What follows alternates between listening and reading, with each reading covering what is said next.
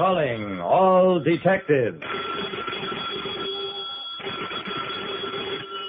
When a man is almost killed for jaywalking, that is an accident. But when he makes a habit of it, then something peculiar is happening. That is the situation on this page from my casebook, the casebook of Jerry Browning, private detective. Sooner or later, a private detective like me, Jerry Browning, gets to meet everybody in every walk of life.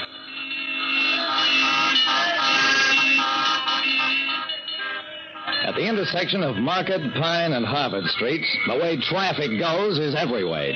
And if you're a pedestrian, you could use an extra set of eyes at the back of your head. I stood at the curb and waited for the light to change. Behind me, a man apparently decided that he couldn't wait because he suddenly elbowed me aside and darted into the path of the oncoming car.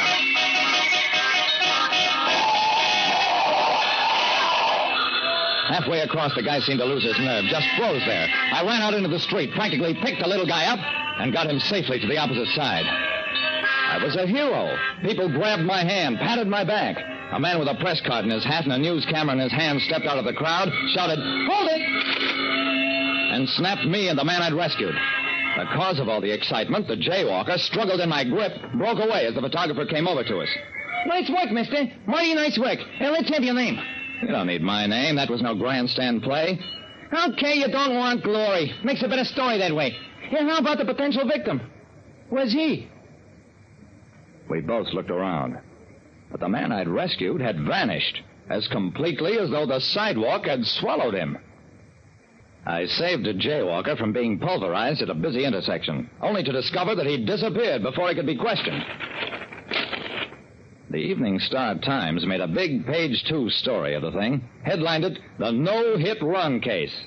Under the byline of Dale Fuller, the paper's top feature writer, was the picture and a story that identified me, thanks to smart work by Fuller, as Jerry Browning, the well-known private detective, who, for his courageous act in disregard of personal danger, will receive the Star-Times Weekly Award for Valor. Way down at the bottom of the story, it was revealed that the Weekly Valor Award consisted of a bronze medal and no cash. Oh, well.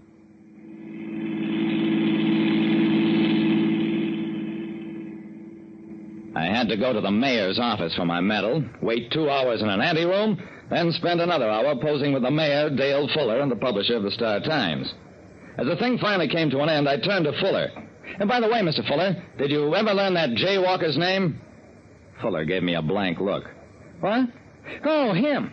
No, a guy like him can't sell no papers. And that was that. It was about 6 weeks later, and I'd completely forgotten the whole incident. I was driving down Marlin Boulevard one afternoon when out of nowhere a middle-aged man suddenly darted into the street directly into the path of my car. I cut the wheel, climbed the far sidewalk, managed somehow to keep from turning over, and missed the jaywalker by inches. Talk about close calls. I'd driven about 2 blocks further when suddenly a bell rang in my mind. I'd caught only the quickest glimpse of the jaywalker as I flashed past him, but that was enough. He was the same man I'd rescued from a similar fate 6 weeks earlier.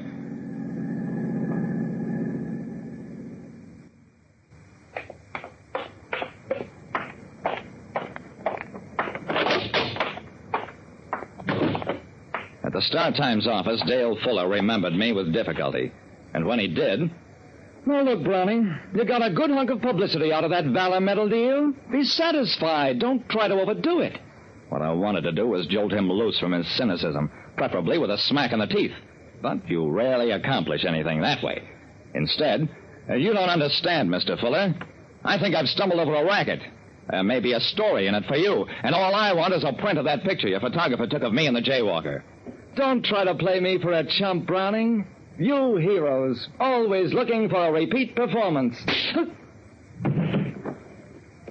Diplomacy is fine, up to a point. After that fails, sometimes the smack in the teeth works fine. I was halfway down the corridor before Fuller caught up with me. Hey, Browning, hey, wait a minute. You've convinced me.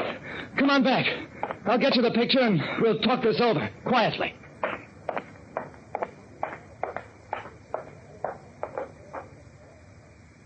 When Fuller cooperated, he did it all the way. I got more than a print of the picture I wanted. I got an enlargement of the section showing the Jaywalker's mousy face. No two ways about it, he was the same man I'd almost run down. I outlined my plan to Fuller. We'll need 3 roving cars to cover all the heavy traffic intersections. But if I'm right, we're really onto something.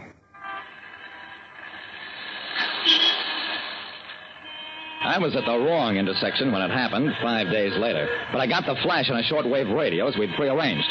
I reached the scene of the accident just as the ambulance was taking the victim to the hospital. A cop was taking details of the accident from a frightened-looking motorist. But I tell you, the man just darted out in front of me, right into traffic. I had no chance to stop. Save it for the judge, mister. You're under arrest for reckless driving. On the edge of the crowd, Dale Fuller beckoned to me. You were right, Browning. It's the same guy. Now what do? We go to the hospital and wait.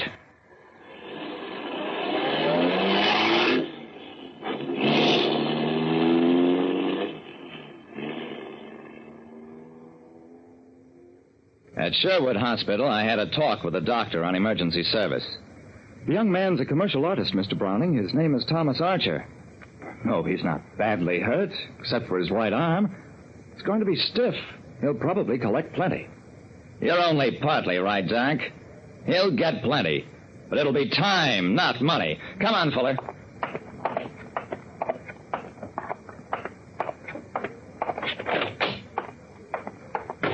We walked in on the injured man just in time to keep an insurance adjuster from making a quick settlement for the rigid arm. I shoved the picture under the nose of the man in bed. Too bad you ran into me twice, Archer, because this picture will send you to jail. Archer's right hand shot out, snatched the picture, and crumpled it. It's only a print, Mr. Archer. You forgot that you can't use your right arm. You're under arrest for accident faking. That settled Archer.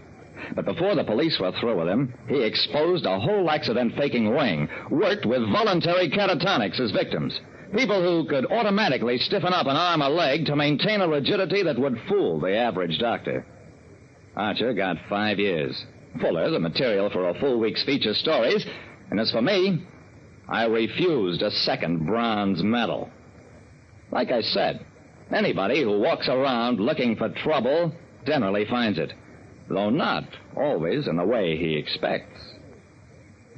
Listen next time to Calling All Detectives, mystery drama, mystery quiz, and a chance for you to match wits with yours truly, Jerry Browning, private detective.